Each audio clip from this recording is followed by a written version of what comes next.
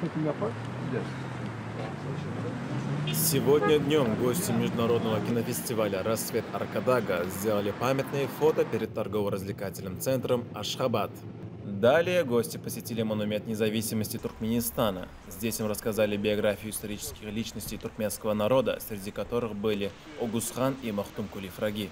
Основанием белоснежного монумента служит полусфера, являющаяся символическим образом традиционной туркменской юрты. По всем 8 ногам купола юрты и частично по ее поверхности стекают реки-фонтаны. Устремленная вверх колонна украшена пятиглавыми орлами и заканчивается позолоченным шпилем, увенчанным полумесяцем с 5 звездами, символом единения 5 крупнейших туркменских племен. Парадная аллея, ведущая к монументу, завершает величественную композицию. Bugün Aşkabat'ta yeni bir sabah uyandık ve şehir turuna başladık. Tabii her noktası, her köşesi apayrı güzel, büyük bir sanat eseri oluşturulmuş. Şimdi bağımsızlık anıtındayız. Burada da kahraman ecdadımızın karakterleriyle bir araya geldik.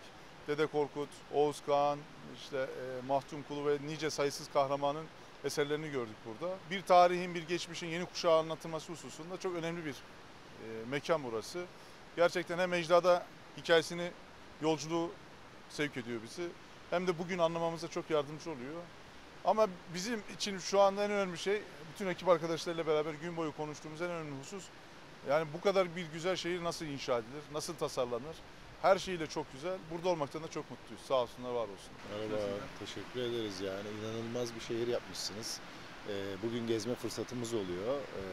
O yüzden biraz şaşkınız diyebilirim yani. Çünkü her şey çok güzel. Atalarımızın heykellerini gezdik. Onlar da mükemmel yapılmış. Çok güzel, çok etkileyici açıkçası ama bir gün yetmez, 2 gün yetmez burayı gezmek için.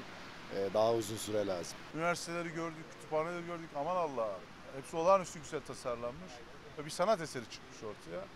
Türkmen yeni bir destan yazmış. Zamanında Turul ve Çağrı Bey'in yapmış olduğu, Oğuz Kağan'ın yazmış olduğu destanı bugün bu şehri yaparak başta Arkadağ olmak üzere, Arkadağ'ın kahraman evladı Serdar Bey olmak üzere bütün Türkmen halkı burada yeni bir destan yazıyor. Dünyaya şehircilik destanını anlatıyor. Sağ olsunlar, var olsunlar.